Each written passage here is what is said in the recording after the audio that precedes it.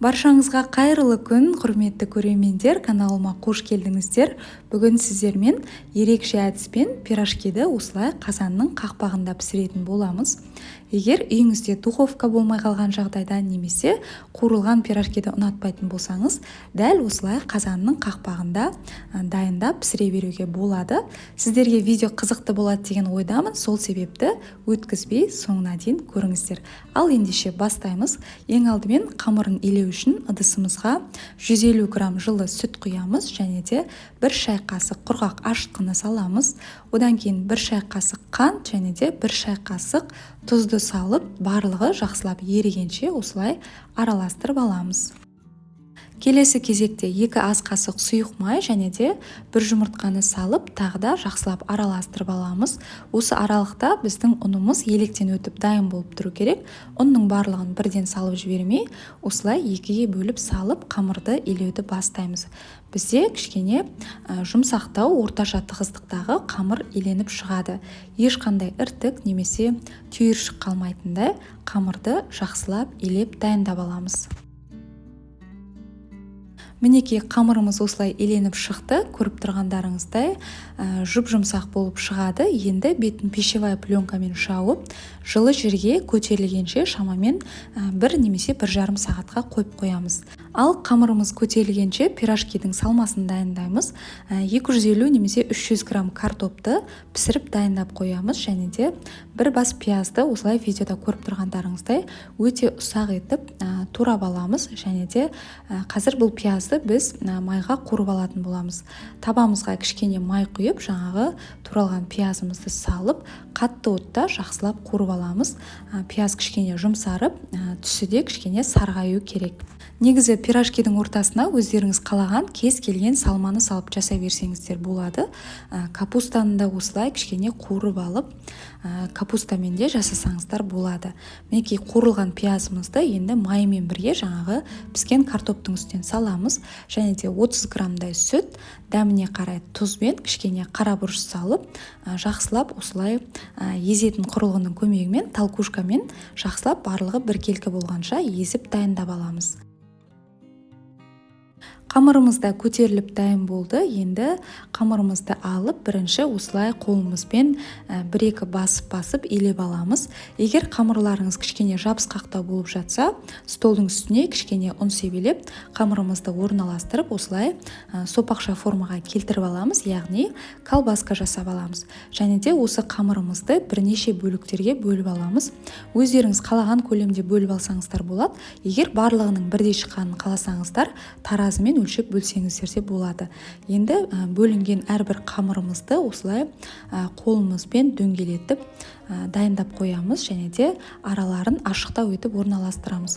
Бетін пищевая пленкамен жауып, тағы да бір 5 минутқа қалдырамыз. 5 минуттан кейін жаңағы бірінші дөңгелеткен қамырымыздан бастап алып, қамырымызды жаюды бастаймыз. Қолдарыңызбен басып жайсаңыздар да немесе оқтаумен осылай жұқалап жайып алсаңыздар да болады. Енді қамырдың ортасына жаңағы картопты салмамыздан кішкене толтырып саламыз және де дәл видеодағыдай қамырдың екі жағын осылай біріктіріп, жақсылап жабыстырып бекітіп аламыз. Қамыр ешқандай ашылып кетпеу керек, сондықтан жақсылап бекітіп жабыстырып алыңыздар.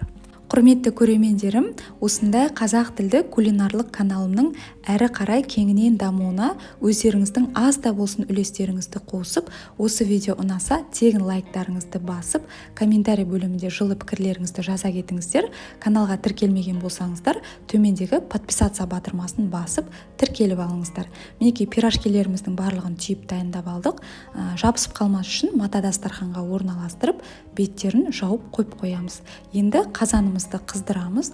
Ол үшін газдың осындай қатты жанатын көзі мен орташа жанатын көзін осылай жағып аламыз және де қатты жанатын көзіне құрғақ таза қазанымызды қоямыз. Және де орташа жанатын көзіне қазанның қақпағын қойып, екеуін 10 минуттай қыздырып аламыз. Қорықпаңыздар, қазан ешқандай жарылып, қақсып немесе сынып кетпейді. Қазанның іші қарайып, оны кейіннен қырып отырмас үшін ішіне осылай бір уыстай тұзды салып қойсаңыздар болады. Енді бір жұмыртқаны алып осылай бөлек ыдыстарға ақ уызы мен сары уызын бөліп ажыратып аламыз. Жұмыртқаның сары уызын қазір пирожкидің бетіне жағатын боламыз, ал ақ уызын қазанға пирожкиді жабыстыру үшін қолданатын боламыз. Сары уызға кішкене ғана сүт қосып араластырып аламыз. Ақ уызды да кішкене көпіргенше осылай шайқап дайындап қоямыз. Енді 10 минут аралығында біздің қазан мен қақпағы жақсылап қызып дайын болып тұр. Қақпақты алып қазанның бетіне қоямыз. Енді пирожкидің астыңғы жағын жаңағы жұмыртқаның ақ уызына осылай малып қақпаққа жабыстырамыз. Өзі бірден жабысып қалады, өйткені біздің қазанның қақпағы жақсылап қызып дайын болып тұр. Қалған пирожкилеріміздің барлығында дәл осы рет бойынша жұмыртқаның ақ уызына малып жақсылап жабыстырып шығамыз. Бір нәрсені ескеріңіздер, ақ уызды тым қатты көп жағып жібермеңіздер. Қатты көп жақсаңыздар, кейін піскеннен кейін асты жабысып алынбай қалуы мүмкін.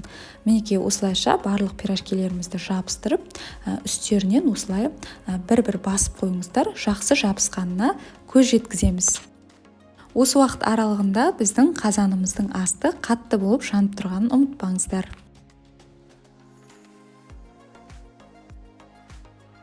Осылай үстерінен бір-бір басып шыққаннан кейін беттеріне жаңағы жұмыртқамыздың сары уызын бір тегіс етіп әдемілеп жағып шығамыз.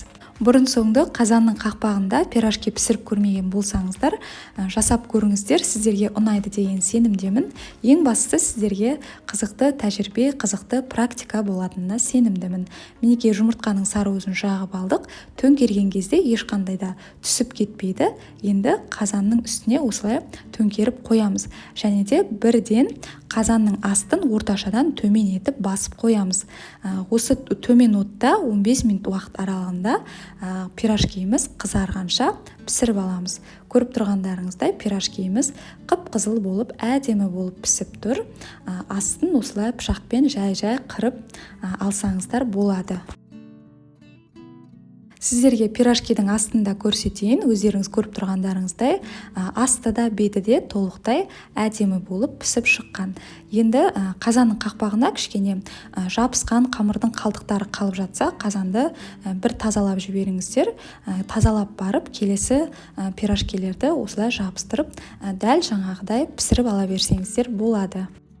Кейбір кісілер ойлауы мүмкін, неге духовка бола тұра, пеш бола тұра, бұлай барлығын қиындатып, қазанның қақпағында пісіріп жатыр деп, немесе сковородкада пісіріп алуға да болады ғой деп. Бұл менің өзім үшін қызықты тәжірибе болды десем де болады. Сіздермен де бөлісуді жөн көрдім. Егер бұлай қиналғыларыңыз келмесе, дәл осы қамырмен, дәл осылай пешке салып пісірсеңіздер де, немесе майға қуырып пісірсеңіздер де болады. Мінекей осымен біздің қазанның қақпағында піскен пирожкилеріміз дайын. Ал қазанның түбін өздеріңіз де көріп тұрсыздар, ешқандай да күйіп, қарайып кеткен жоқ. Пирожкилеріміз алтындай болып, әдемі болып пісіп шықты.